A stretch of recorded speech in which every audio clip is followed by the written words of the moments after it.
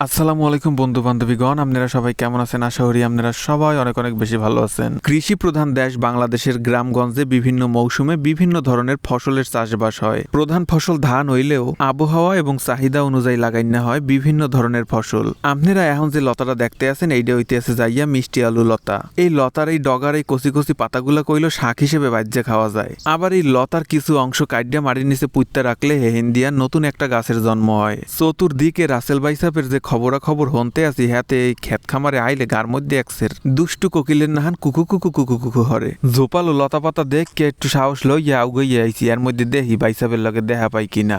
দেখছো তামসাটা মাটির তলেও মনে হয় ইউটিউব ফেসবুক চলে। হ্যাঁ না হইলে এরা বুঝলে কেমন দ্বারা দুনইতে এখন রাসেল বাইপারের ট্রেন্ডিং চলতে আছে। ট্রেন্ডিং এর চাপে পড়িয়া এই মিষ্টি আলুটাও নিজের মনে মনে এককালে রাসেল বাইপার বাবা শুরু হইয়া দেছে। মোরা এইসব ট্রেন্ডিং এর গুতায় পড়িয়া হুতাশে পুতের বউ কিলাই না। মগো বাঙালিগো কইলো এক দোষ আছে, আজগুবি খবর পাইলে এককাল হেইয়ের উপরে উব্বরাইয়া পড়ি। আর এই খবরটা যদি হয় একটু আতঙ্কিত হেলে তো ভয়ের ঠেলায় মগো আড়ি হুগাইয়া এককালে আমসুর হইয়া যায়। এই যে দেখেন মগো অঞ্চলের সাহসী মানুষ এককালে ছা পোনা ডিম লইয়া সপরিবারে চলে আইছে বিলের মধ্যে কাম হরার জন্যে। হাঙ্গা দেশ যখন রাসেল ভাইপারের আতঙ্কে এককালে চেকা দিয়ে পড়িয়ে রয়েছে সেই সময় দেখেন মোরা মনের মধ্যে কত উচ্ছ্বাস লইয়া বিলের মধ্যে বইয়া কাম হরতে আসি। এই মিষ্টি আলু সাধারণত শুষ্ক আবহাওয়ায় খুব ভালো হয়। এরা কিন্তু একদমই পানি সহ্য করতে পারে না। এর গোড়ায় পানি জমে গেলে কিন্তু এই শিকড়গুলো পচছে, এই গাছগুলো মরে যায়। এই মিষ্টি আলুগুলো মূলত মাটির নিচে এর শিকড়েই হয়। আলুর ভালো ফলন হইলে এক একটা লতায় প্রায় 8 থেকে 10টা আলু পাওয়া যায়। এখানে আবার একটা মিষ্টি আলু আমি আঙ্গুল দিয়ে খোসাইয়া উড়াইনার চেষ্টা করতে আসলাম, কিন্তু এটা আসলে বেমালা শক্ত।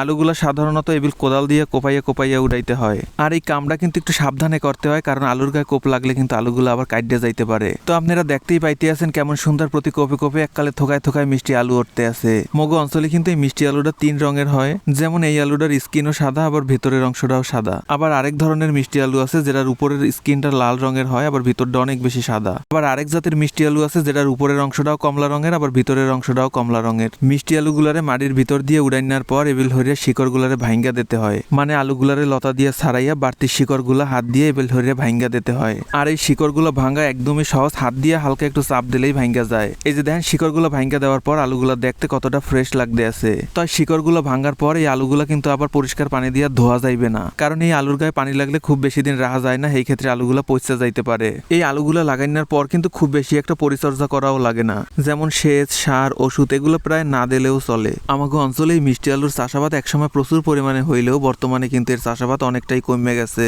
এদিকে বৈশাখ মাসে ঠাডা ভাঙ্গা রৌদে বইয়া মিষ্টি আলুর শিকড় ভাঙতে ভাঙতে মোর গা এককালে ঝোল ঝোল হয়ে গেছে।